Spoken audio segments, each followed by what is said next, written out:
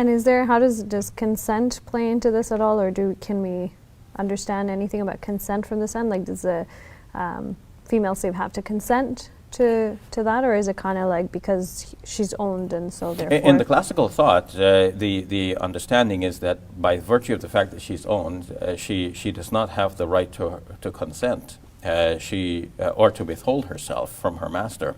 The master has the full right over her, and her consent does not play anything in this relationship. We should understand that in the ancient world, women did not have many rights, and even marriage was not as we might expect it today, like a relationship of equality between spouses. So in the Quran itself, a woman is her husband is referred to as her Baal, which literally means her Lord.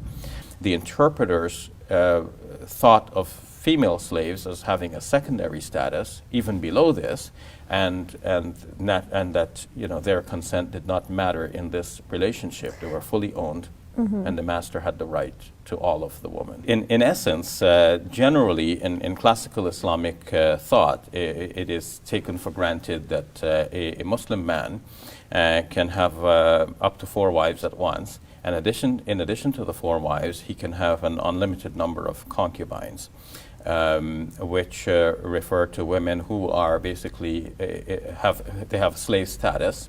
When they are owned by her master, a woman owned by her master has to freely give herself to the master. The master has the right to have sexual relations with her as though she were one of his wives. The believers are those who guard their private parts except from their wives and what their right hands possess.